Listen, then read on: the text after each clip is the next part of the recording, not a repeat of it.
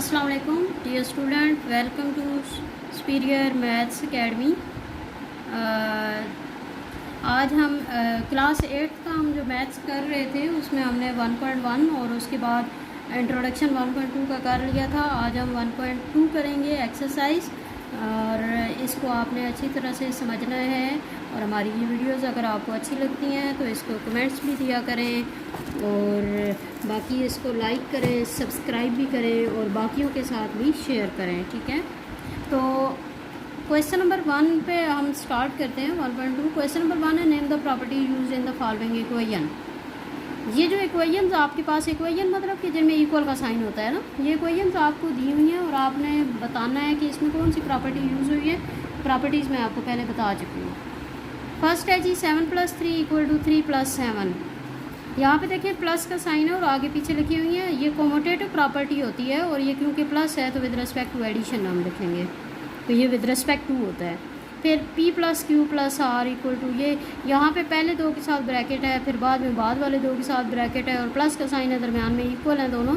ये associative property होती है जिसमें 3 नंबर्स आ जाते हैं, और ये क्योंकि एडिशन है तो विद रिस्पेक्ट टू एडिशन लिखेंगे। उसके बाद तीसरे वाला भी देखिए, ये भी सेकंड की तरह की है। इसमें सिर्फ मल्टीप्लाई का साइन है, उसमें प्लस का साइन था, तो मल्टीप्लाई का साइन है तो associative property with respect to multiplication हो गई। उसके बाद ये देखें जी 80 + 0 = 0 + 80। अब इसमें दो आइडेंटिटी हो सकती हैं। एक तो ये कि 0 जिस भी नंबर में ऐड करें वही नंबर आंसर आता है, और ये मैंने आपको बताया था कि एडिटिव आइडेंटिटी होती है। दूसरी तरफ अगर इसको देखें तो ये फर्स्ट की तरह का बन रहा है, जैसे कि फर्स्ट में 7 + 3 = 3 + 7 था। इसी तरह ये भी आगे पीछे लिखे हुए हैं ना, तो इसको हम commutative property with respect to addition भी कह सकते हैं, ठीक है। उसके बाद 1 को जिस नंबर से मल्टीप्लाई करें वही नंबर आंसर आता है, तो मल्टीप्लाई की बात हो रही है तो मल्टीप्लिकेटिव आइडेंटिटी, इसको वही नंबर आंसर आए तो मल्टीप्लिकेटिव आइडेंटिटी होती है, ठीक है।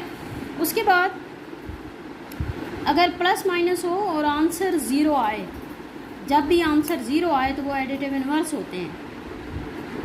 और √3 × √3, ये कोई भी दो रियल नंबर है, मल्टीप्लाई किया = 3, यानी कि एक रियल नंबर ही आंसर आ गया, ये क्लोजर प्रॉपर्टी है। उसके बाद ये देखिए 1/√7 × √7 = 1। यहाँ पे देखिए मैंने यही बताया कि यहाँ पे एडिशन में जब 0 आंसर आए तो वो एडिटिव इनवर्स होता है, मल्टीप्लिकेशन में जब 1 आंसर आए तो वो मल्टीप्लिकेटिव इनवर्स होता है, राइट। नेक्स्ट है जी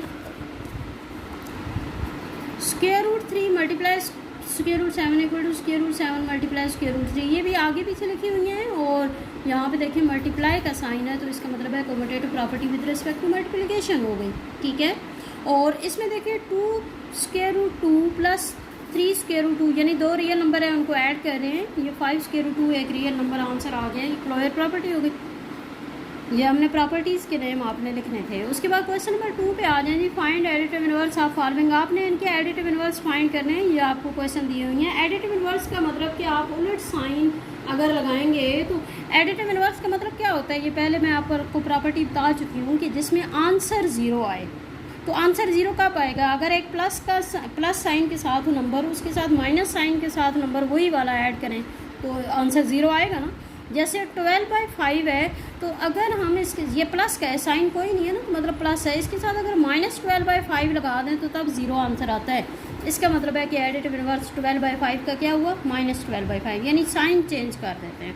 -6/13 है, इसका एडिटिव इनवर्स 6/13 आ जाएगा, +6/13 प्लस हम लिखते नहीं होते। यहाँ पे 27/5 है तो -27/5 ये एडिटिव इनवर्स हो जाएगा। इसके बाद 8/-5, तो एडिटिव इनवर्स 8/5, यानी माइनस हम हटा देते हैं ना, तो एडिटिव इनवर्स हो जाएगा। 13 होल 7/8, इसका एडिटिव इनवर्स -13 होल 7/8 आ जाएगा। -5/17 है, इसका 5/17 आ जाएगा। -4 होल 3/6 है, इसका 4 होल 3/6 आएगा।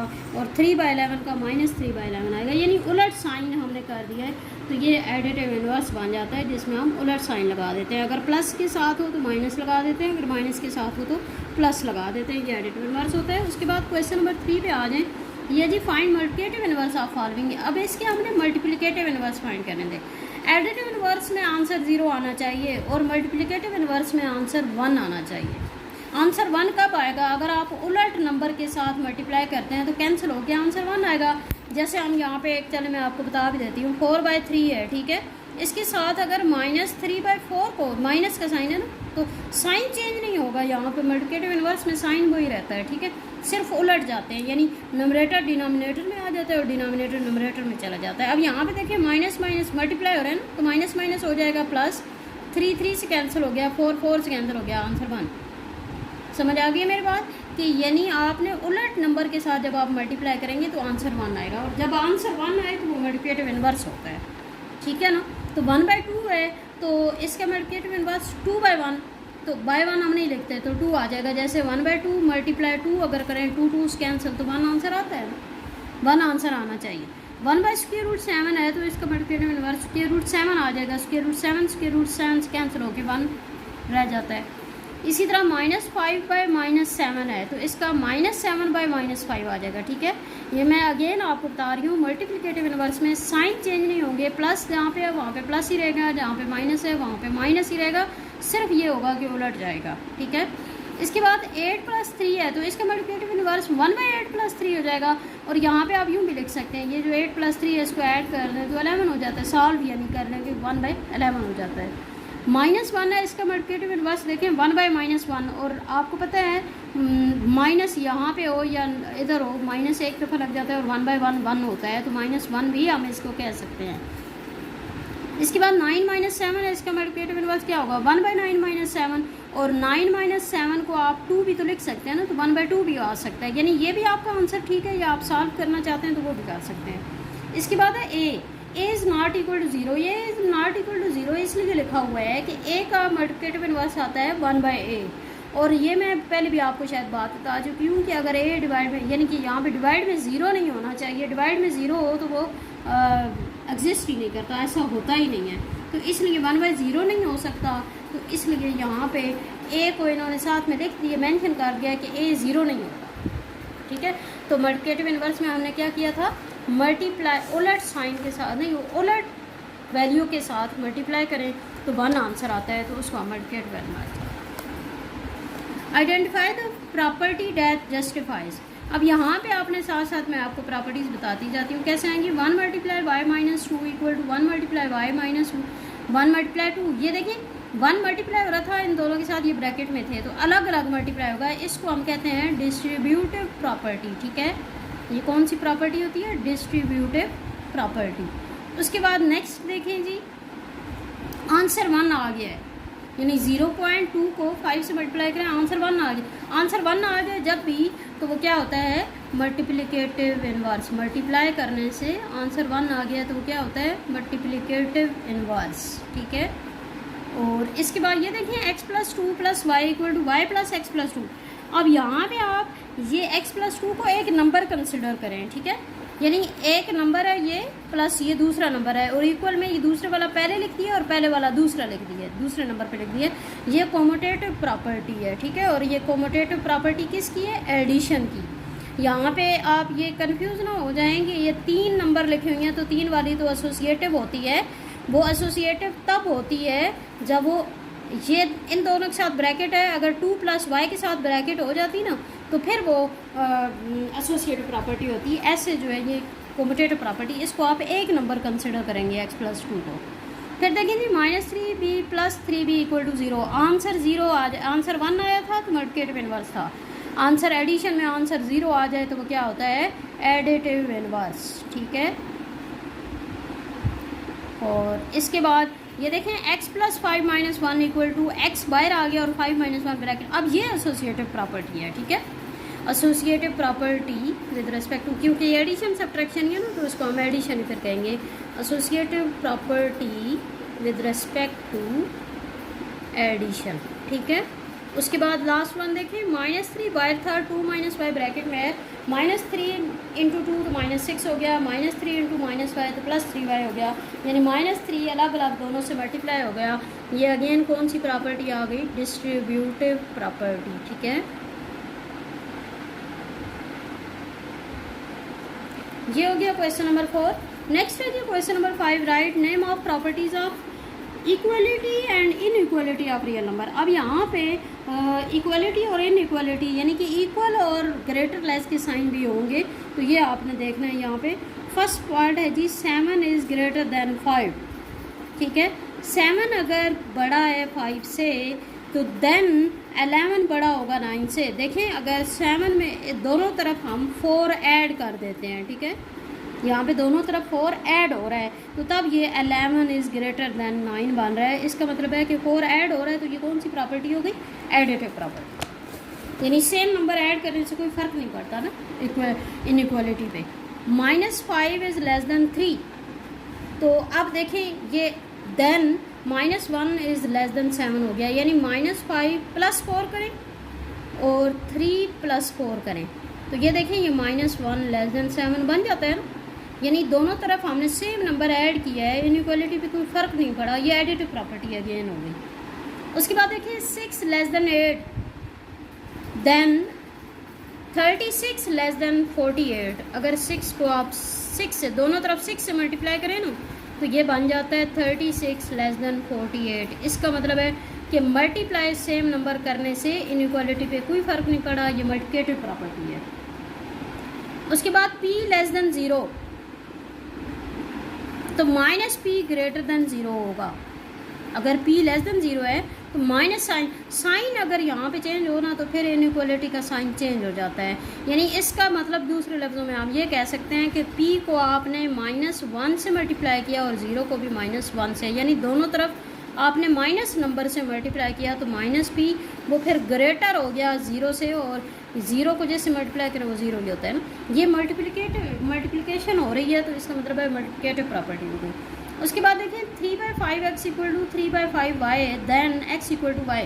यहाँ पे देखें 3/5 सेम नंबर मल्टीप्लाई हो रहा है, दोनों तरफ कैंसिल हो सकता है ना, तो x = y। इसका मतलब है ये कौन सी प्रॉपर्टी हो गई, कैंसिलेशन प्रॉपर्टी, दोनों तरफ कैंसिल हो विद रिस्पेक्ट टू मल्टीप्लिकेशन, क्योंकि मल्टीप्लाई हो गए हैं। उसके बाद देखें जी 7x = 7y, then 7y = 7x। यानी पहला नंबर अगर दूसरे के इक्वल है तो दूसरे वाला पहले के इक्वल होता है, ये सिमेट्रिक प्रॉपर्टी है इक्वलिटी की।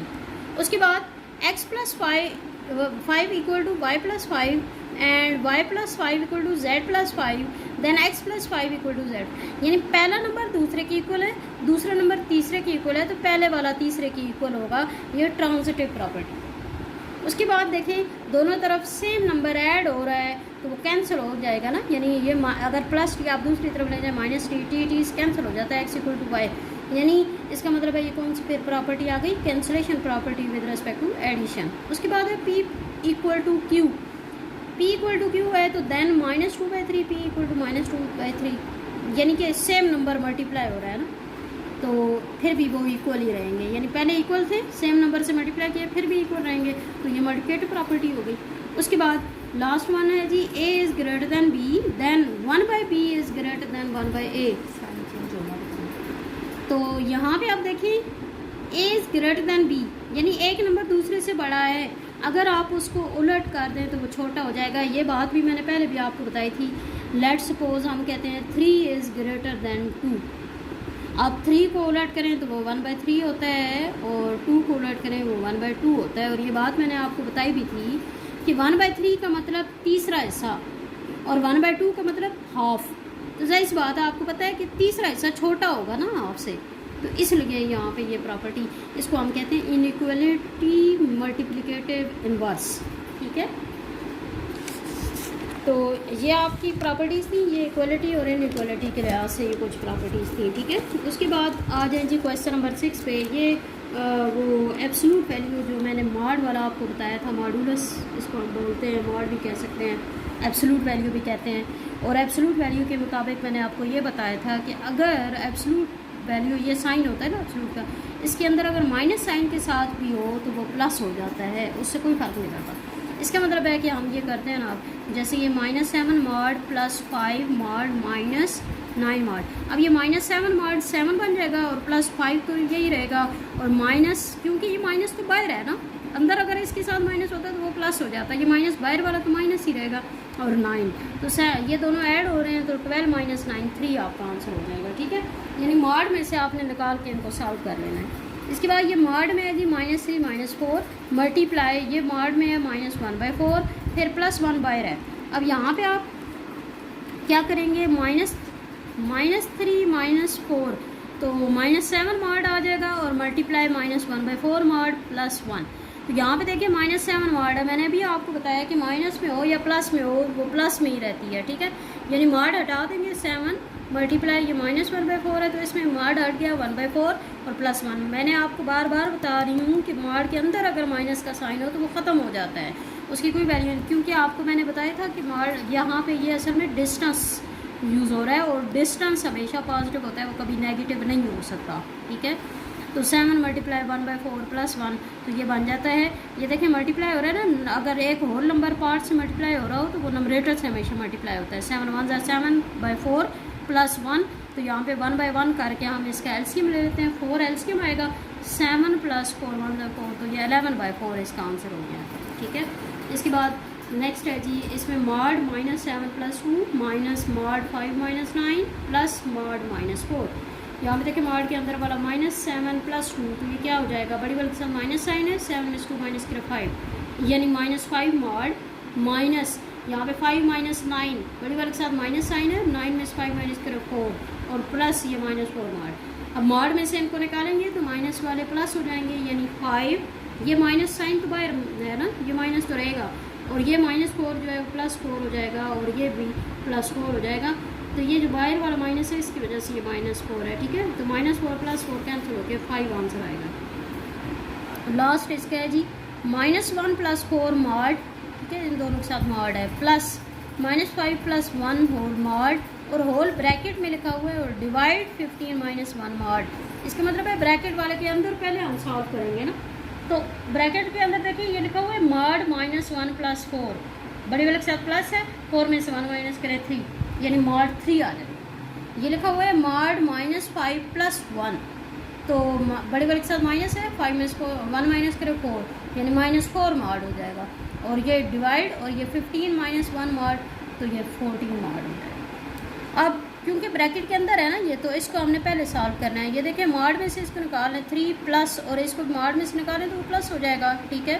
तो 3 + 4 और डिवाइड ये 14 मॉड में से इसको भी निकाल दें, क्योंकि ब्रैकेट पहले सॉल्व करनी है। तो 3 + 4 7 हो जाएगा, 7 डिवाइड 14, डिवाइड को आप इस तरह बाय में लिख दें, 7/14 7 1 ज़ा 7 7 2 ज़ा 14 तो ये 1/2 इसका आंसर हो गया, ठीक है। और इस तरह ये आपकी एक्सरसाइज जो है वो कंप्लीट हो गई है। अब आपने क्या करना है, इस एक्सरसाइज को अच्छे से समझना है, इसको नोटबुक्स पे नोट भी करना है, ठीक है। और हमारी वीडियो अगर आपको अच्छी लगती है इसको लाइक करें, सब्सक्राइब करें, कमेंट भी करें और बाकी अपने फ्रेंड्स वगैरह के साथ शेयर भी करें, ठीक है। Thank you so much. अल्लाह हाफ़िज़।